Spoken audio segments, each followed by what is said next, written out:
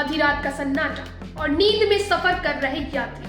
लेकिन चंद सेकंड में यह सफर जिंदगी से मौत तक का बन गया। NH-48 पर एक स्लीपर बस आग का गोला बन गई और अंदर फंसे यात्री जिंदा जलते रहे। यह सिर्फ हादसा नहीं, यह सिस्टम की लापरवाही और सड़क पर मौत की खुली चुनौती की कहानी है। देखिए इस पर एक रिपोर्ट। कर्नाटक के चित्रदुर्ग जिले के हिरियूर तालुक में बुधवार देर रात NH-48 पर हुए भयावह हादसे ने पूरे राज्य और देश को हिलाकर रख दिया, जब बेंगलुरु से गोकर्ण जा रही प्राइवेट सीबर्ड ट्रांसपोर्ट को स्लीपर बस तेज रफ्तार लॉरी से टकरा गई और बस में भयानक आग लग गई। इस भीषण आग में बस में बैठे 30 से ज्यादा यात्री थे, जिनमें से कम 10 लोग जिंदा जल गए, जबकि कुछ मीडिया रिपोर्ट्स में मृतकों की संख्या 12 से 17 तक बताई गई है।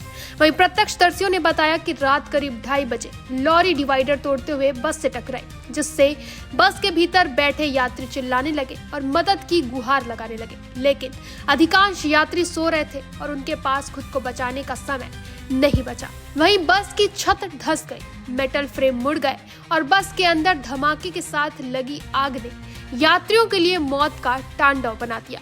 कई यात्री बस से कूदकर अपनी जान बचाने में सफल हुए, जबकि बस के ड्राइवर और क्लीनर भी बच गए। लेकिन टक्कर में लॉरी के ड्राइवर और क्लीनर की मौत हो गई। पुलिस ने यात्रियों के ऑनलाइन बुक किए गए टिकटों के आधार पर उनके परिवारों से संपर्क किया और जले हुए शवों की पहचान के लिए DNA टेस्ट कराने की योजना बनाई। फॉरेंसिक टीम ने आग बुझाने के बाद बस और लॉरी के अवशेषों के सैंपल लिए। इस घटना की गंभीरता को देखते हुए प्रधानमंत्री नरेंद्र मोदी ने मृतकों के परिजनों को 2 लाख रुपए और घायलों को 50,000 रुपए की वित्तीय सहायता देने की घोषणा भी की है। वहीं हादसे के समय एक स्कूल बस में यात्रा कर रहे चश्मदीद ने बताया कि वह बस हादसे का गवाह बने, क्योंकि लॉरी अचानक दूसरी ओर से आई और बस से टकरा गई। हादसे के बाद बस में बैठे यात्री चिल्लाते रहे और मदद के लिए पुकारते रहे। वहीं ड्राइवर ने पुलिस को बताया कि उसने ओवर स्पीड ट्रक को देखकर बस को कंट्रोल करने की कोशिश भी की, लेकिन वो नाकाम रहा।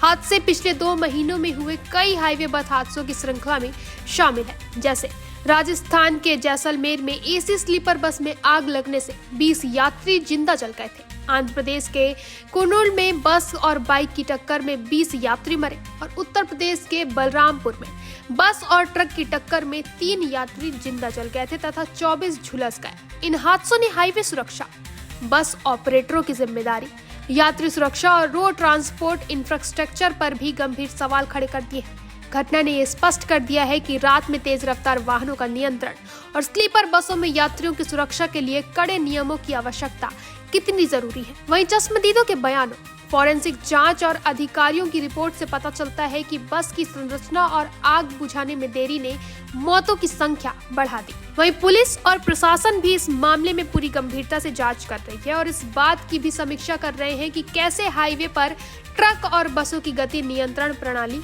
डिवाइडर की मजबूती और ट्रक चालकों के प्रशिक्षण से ऐसी घटनाओं को रोका जा सके।